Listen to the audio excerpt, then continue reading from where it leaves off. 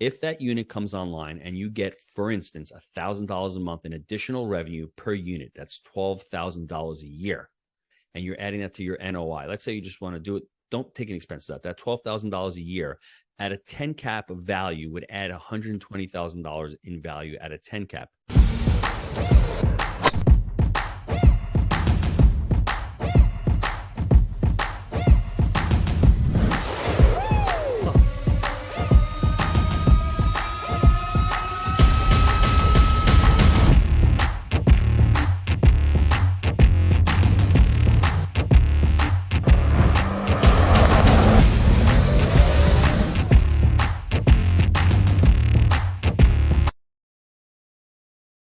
Hello, everybody. Gino here, and today we are discussing how to increase income on your multifamily property. Gang, it's no surprise. The last 2 years have been crazy with inflation. Price increase out the wazoo, Yahoo, Wahoo, whatever you want to call it. Prices are up, period. Clearly, base rent has risen, but at some point, this is going to cool, and we know that. And you're going to need to go back to the basics of adding value versus our current model of currency devaluation. So, fortunately, we have our foremost expert, the G-Daddy, here to tell us, prior to inflation, when value add was a value add, what were we doing to increase income on our properties? Jake Senziano, I am here to share that with you. How are you doing? Doing good, man. Hit me.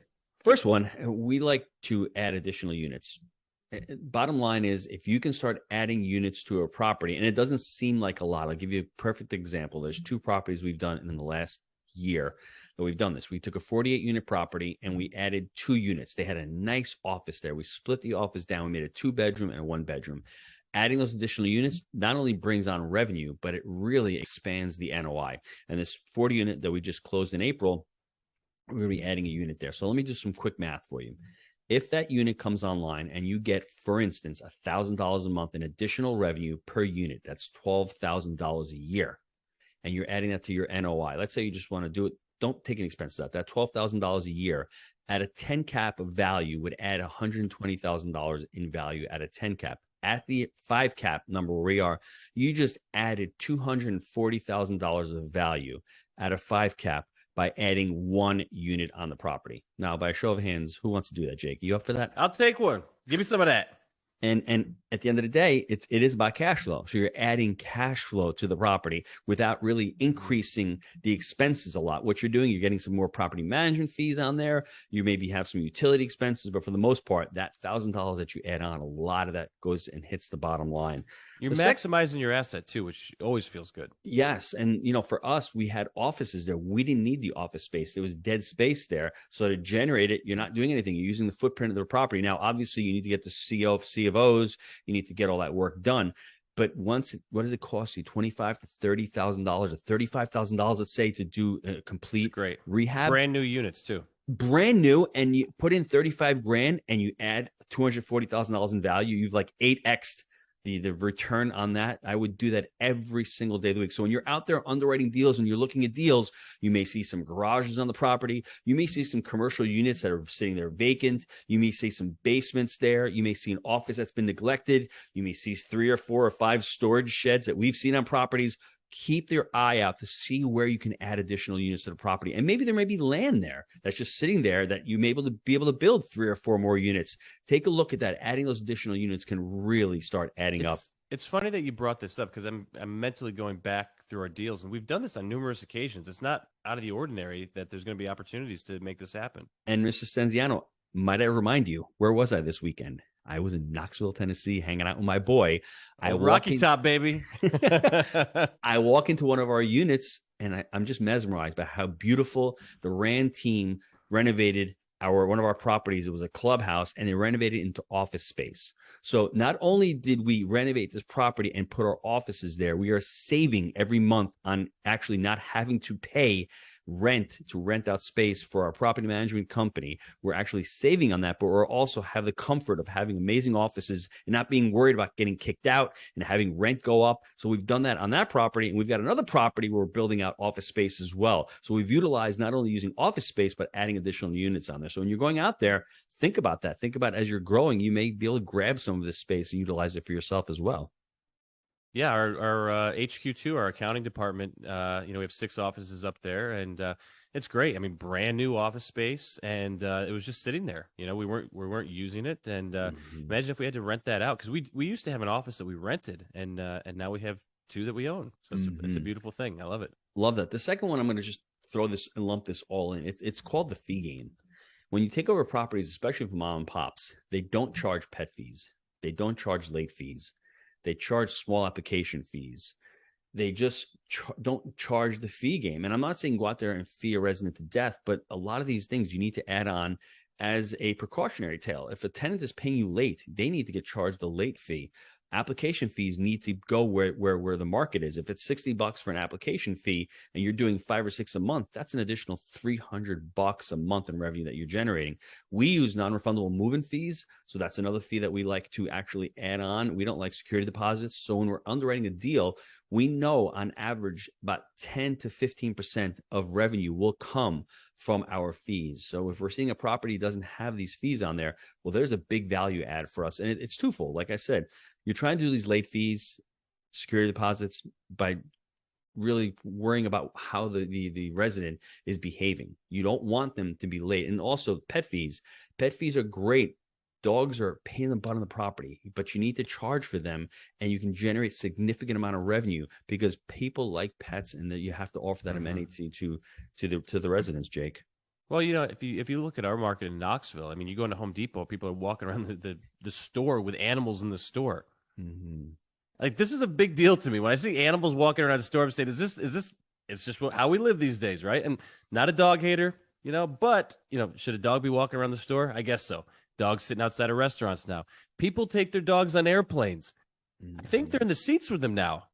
This is society. It's crazy, but it is what it is. So you have to be accommodating to it. And you have to cater to it. And hey, an Yep. additional $300 on the front end, or $15 or $20 a month, or over 100 unit property. Great. I mean, think about that. If you, Oh, if it's you, so justified. I mean, let's be honest. Who's going to do yes, more damage, a dog or a human? yes. I think the dog, but I'm not 100% sure on that, right? I Yeah. agree. And the Yeah. third one, Jake, is RUBS. For those of you that are not in multifamily, RUBS basically stands for Ratio Utility Billing System. It's when you're looking at a property and it's what we call all bills paid. It means all these bills are paid by the landlord. There may be one meter. This property was built back in the 60s or 70s. There may be one water meter or one electric meter, and there's 10 or 15 units, and the landlord's paying for all of that.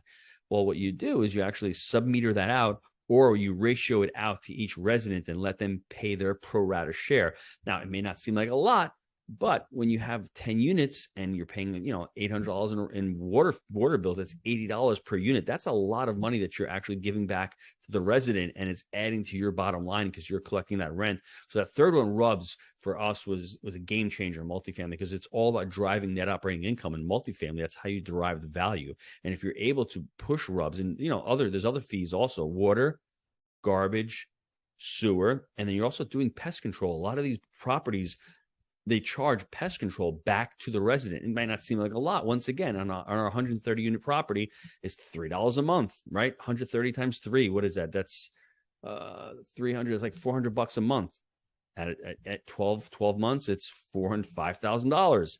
At a 5 cap, $100,000 in value. You just add it to a property because you let the residents pay for the pest control. So these little tweaks that you're able to do multifamily by increasing that NOI. And like I said, once again, that's what it's all about, driving that net operating income. You can add a ton of value to your properties.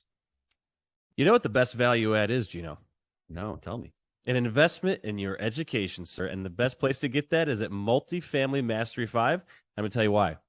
We're going to have our property management team up there talking value adds. We are also going to have not just the property managers, but the maintenance folks on stage. You're not going to get this anywhere else. Let's be honest. These other people that are in the space, they don't have in-house property managers. They don't have the folks coming out to the events. This is real deal. This is where the stuff's at. We're vertically integrated. We bring our folks out there. Okay, we're making it happen. I'm so pumped about this because they're going to be out there actually discussing how we do this real time. Not hearing it from Jake and Gino, hearing it from the folks in the field.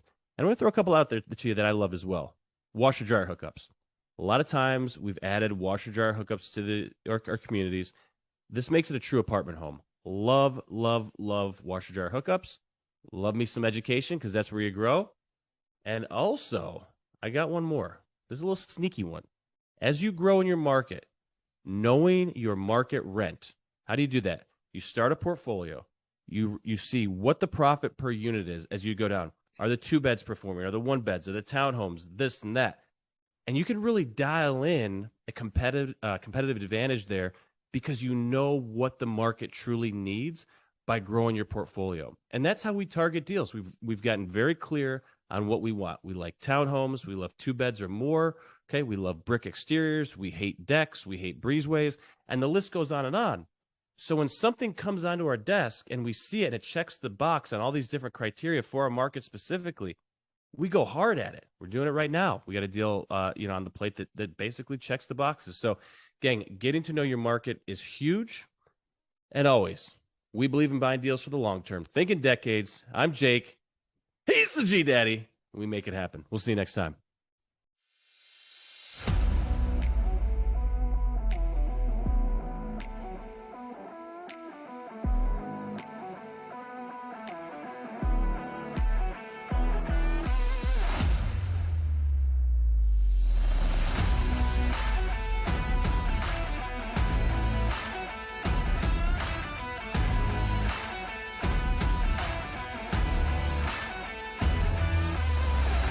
If you are looking to get involved in multifamily, this is where you need to be. The team you've built is incredible. There is no egos here. Everyone is always looking to help the other person.